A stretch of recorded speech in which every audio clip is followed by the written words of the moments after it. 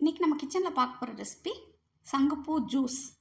சங்குப்பூவில் ஏராளமான மருத்துவ குணங்கள் அடங்கியிருப்பதா ஆராய்ச்சியில் தெரிய வந்திருக்கு. சங்குப்பூவில் ஆன்டி ஆக்சிடென்ட் பண்புகள் அதிக அளவில் இருக்குது.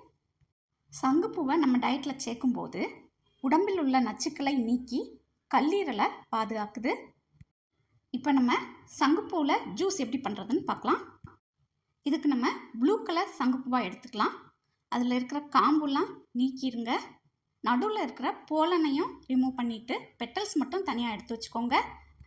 சங்குப்பூ ஜூஸை நம்ம டயட்டில் சேர்க்கும்போது நமக்கு ஒரு புத்துணர்ச்சி கிடைக்குது, நோய் எதிர்ப்பு சக்தியை அதிகரிக்குது. இப்போ பெட்டல்ஸாக தனியாக எடுத்துட்டோம்.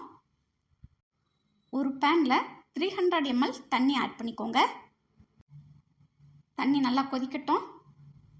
இதில் இப்போ க்ளீன் பண்ணி வச்சுருக்க சங்குப்பூவை சேர்த்துக்கோங்க. 20 பூக்கிட்ட சேர்த்துக்கிட்டிங்கன்னா சரியாக இருக்கும். தண்ணி நல்லா கொதிக்க ஆரம்பிக்கும்போது தண்ணியோட கலர் அந்த சங்குப்பூ கலருக்கு அப்படியே மாறிடும். பாருங்கள், கொஞ்சம் கொஞ்சமாக ப்ளூ கலராக சேஞ்ச் ஆகிக்கிட்டே வருது. 2 நிமிஷம் நல்லா சலச்சலன்னு கொதிக்க விடுங்க.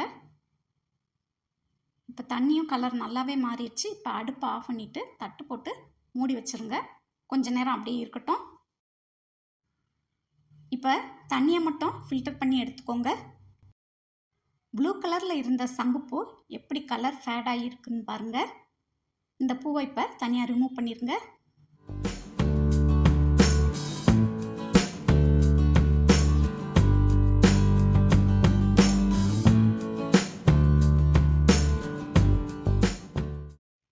இப்போ தண்ணி மட்டும் தனியாக ஃபில்டர் பண்ணி எடுத்தாச்சு. இந்த ஜூஸில் 1/4 டீஸ்பூன் சுக்கு பவுடர் ஆட் பண்ணிக்கோங்க. சுகர் 2 டீஸ்பூன் ஆட் பண்ணிக்கோங்க. நான் பவுடர் சுகர் 2 டீஸ்பூன் ஆட் பண்ணியிருக்கேன். உங்களுக்கு தேன் டேஸ்ட் பிடிக்கும்னா தேன் கூட நீங்கள் சேர்த்துக்கலாம். இப்போ இதை நல்லா மிக்ஸ் பண்ணி விட்டுக்கோங்க. இப்போ லெமன் ஆட் பண்ணுறதுக்கு முன்னால் ஜூஸோட கலர் நல்லா ப்ளூ கலராக இருக்குது பாருங்கள். லைம் ஜூஸ் லேசாக ஆட் பண்ண உடனே அந்த ஜூஸோட கலரை பாருங்கள் எப்படி அழகாக மாறுதுன்னு. பர்பிள் கலராக மாறிடுச்சு பாருங்கள்.